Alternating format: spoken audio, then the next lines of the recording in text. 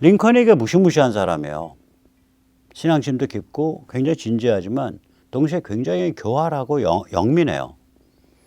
그러니까 링컨이 처음에 얘기할 때 그러니까 미국 공화당이 이제 1840년대 50년대에 만들어지는데 미국 자유당 그러니까 휘그 그 다음에 어볼루셔니스트들 그러니까 노예제 철폐론자들 뭐 이런 몇 개의 정파가 합쳐져서 만들어져요 공화당이.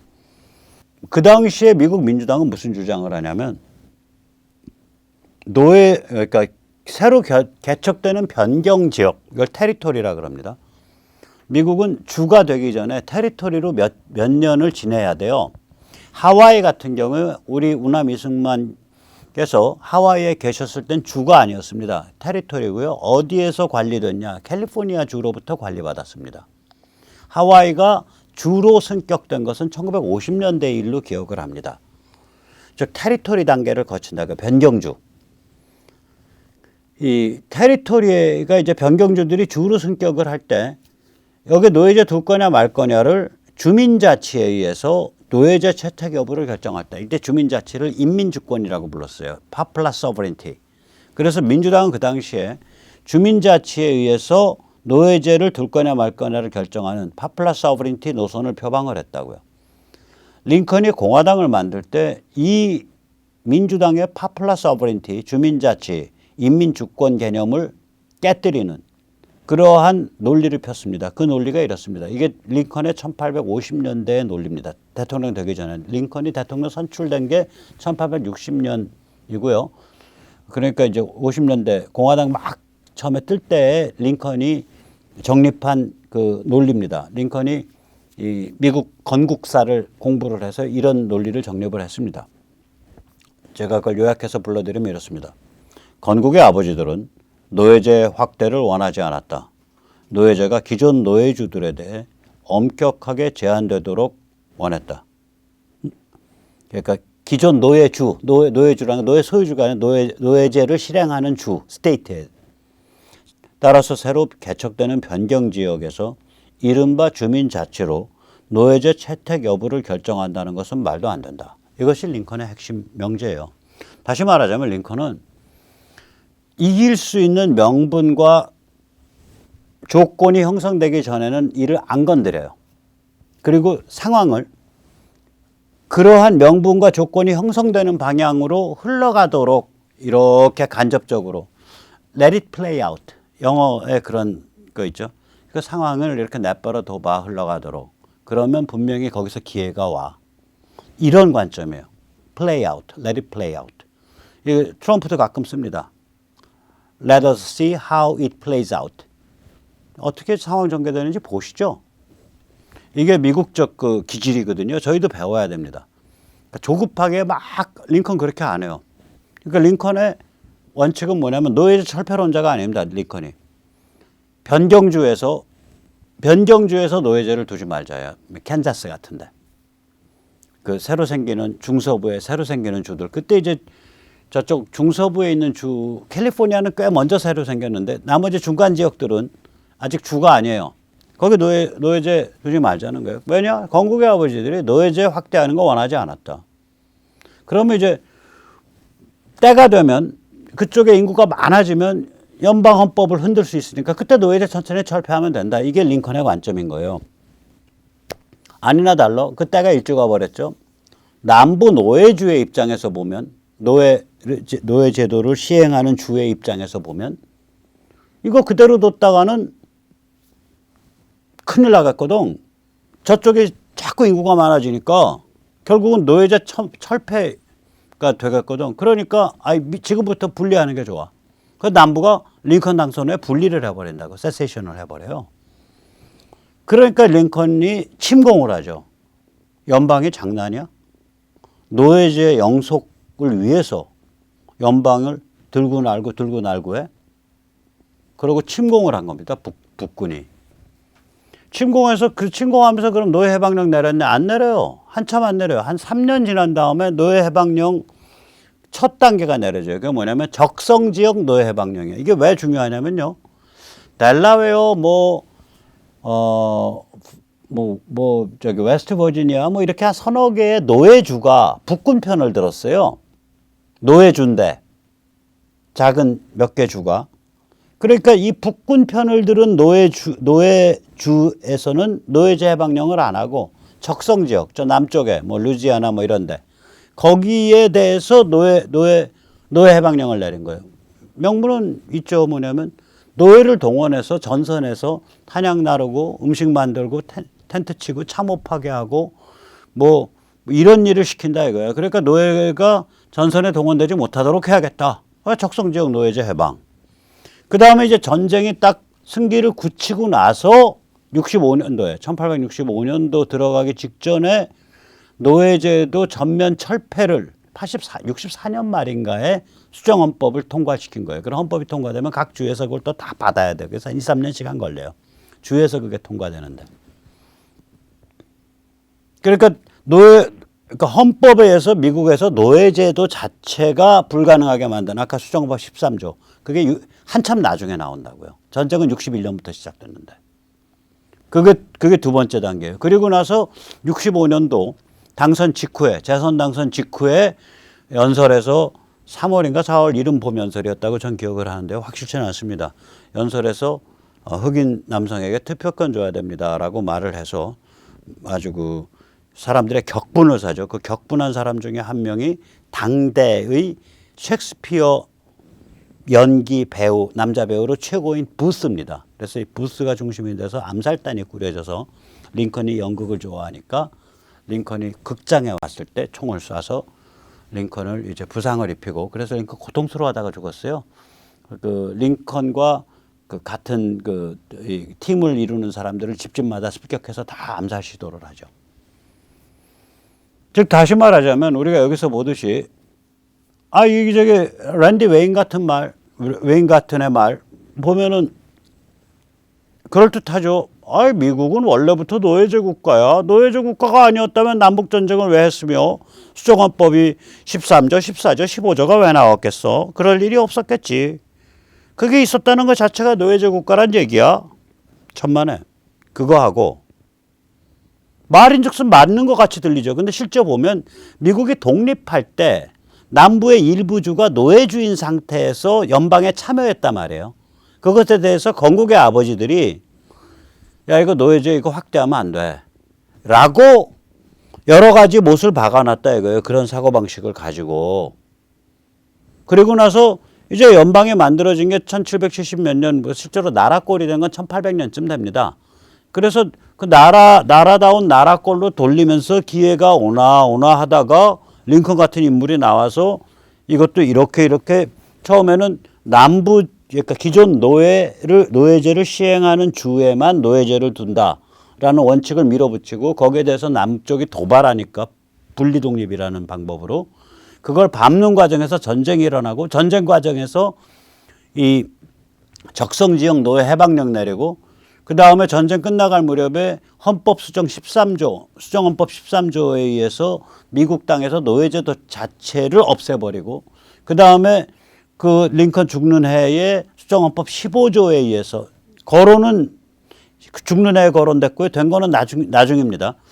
그 다음에 링컨 죽고 나서 수정헌법 15조에 의해서 흑인 남성에 대한 투표권을 준 그런 일련의 과정이 펼쳐진 거거든요. 현실이라는 그렇잖아요. 현실적 제한 조건 아래서 현실은 우회하면서 간다고요. 현실적 제한 조건 태생부터 일부 주는 노예를 하고 있었고 그게 프랑스 계열, 남유럽 계열이 많고 거길 끌어들여서 독립전쟁을 할 수밖에 없는 상황이었거든요. 태생부터. 근데 그걸 두고서 미국은 건국 때부터 노예제 국가야 라고 표현하는 것과 전혀 다르죠. 태생부터 모순을 갖고 있다는 거하고 태생부터 노예제라는 거하고는 전혀 얘기가 다르잖아요.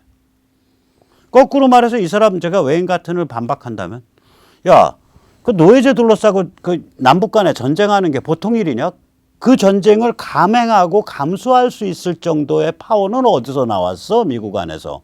그건 기본 정신이 건국의 아버지한테 있잖아. 링컨이 기본 정신이 건국의 아버지에 있다 그랬잖아. 그런 얘기 싹 없는 거예요. 그냥 자기가 생각하는 이상적 상태가 태초부터 존재했어야 돼. 죄송합니다. 인류의 태초는 침팬지의 사촌이에요. 인류는 태초부터 짐승이에요. 어디서 그런 황당한 문맥과 역사를 완전히 무시하는 얘기를 해?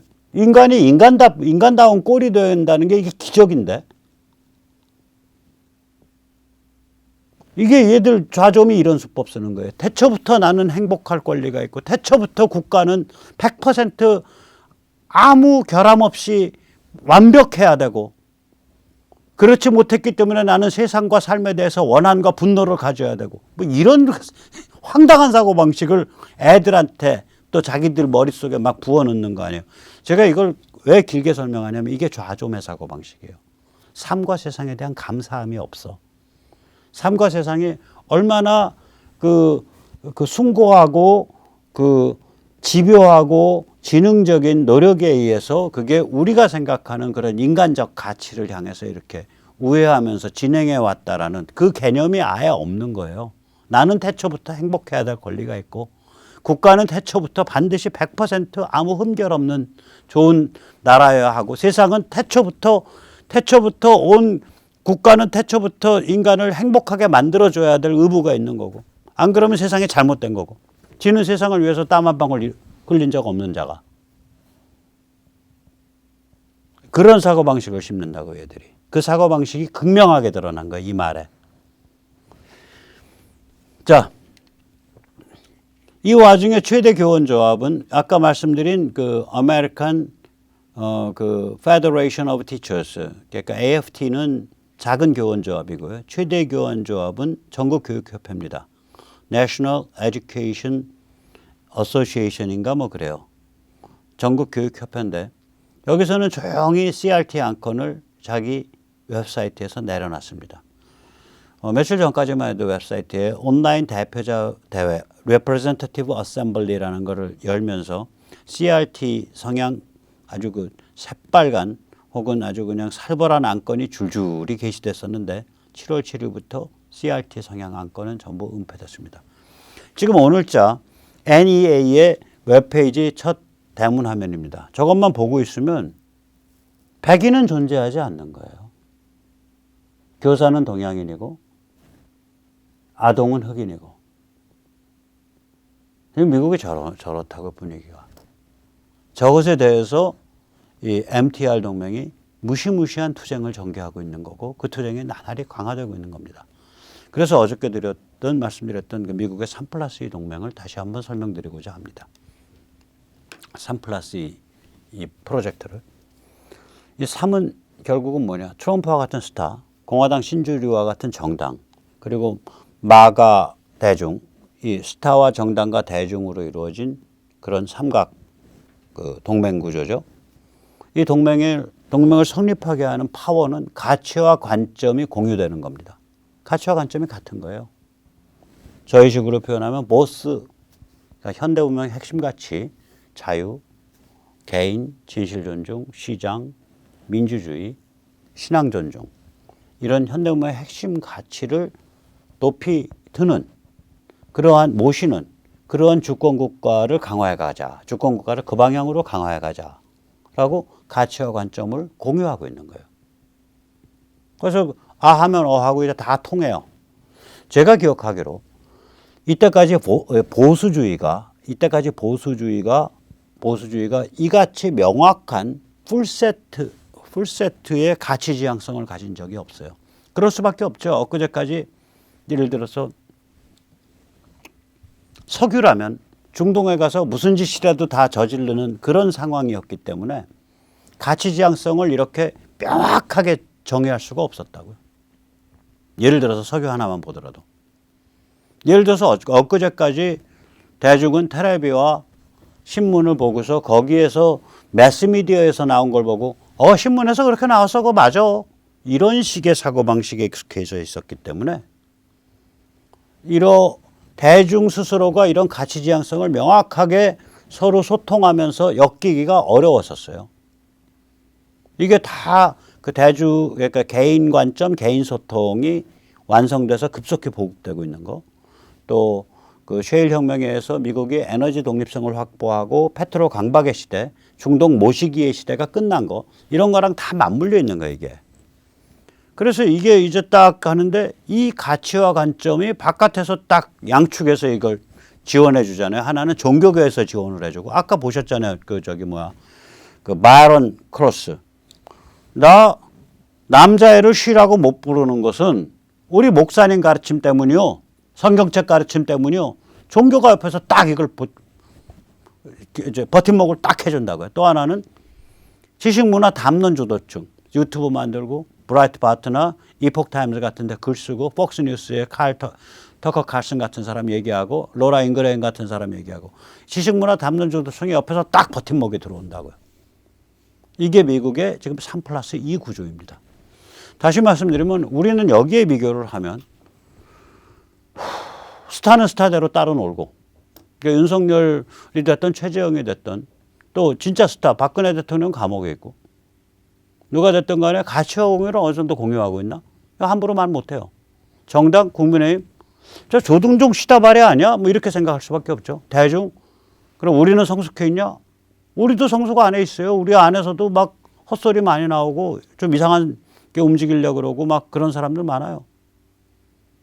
우리는 스타 정당 대중이 각각의 가치관과 관점이 확립이 안 돼 있고 셋 사이를 엮는 공통의 가치관과 관점이 존재를 안 해요. 종교계는 아직 취약하고 지식문화 담론 주도층도 취약하고, 이게 강했으면 반일 종족주의 같은 히트 작품이 줄줄이 나오고 있어야죠. 한 달에 하나씩. 돈이 되는데도 쓸 사람이 없는 거예요. 돈이 안 된다면 돈이 안 되니까 쓸 사람이 없나 보다 하는데 돈이 되는데도 쓸 사람이 없는 거 아니에요. 그래서 이런 문제들이 있다 이거 여기에 지금. 그럼에도 불구하고 제가 어저께 말씀드렸던 게 이제 대통령 선거 있고 교육감 선거 있고 또 지방선거 있고, 그거 지나고 나자마자 미국은 완전히 이제 판이 이제 그때 미국이 프라이머리 끝나고 이제 본격적인 선거 국면 들어가는데 이미 올해 그때까지 갈 것도 없이 올해 한 11월 되면 저거 중간선거에서 민주당 개박살 난다는 게 얘기가 퍼지고 미국의 변화의 기운이 확 분다고요.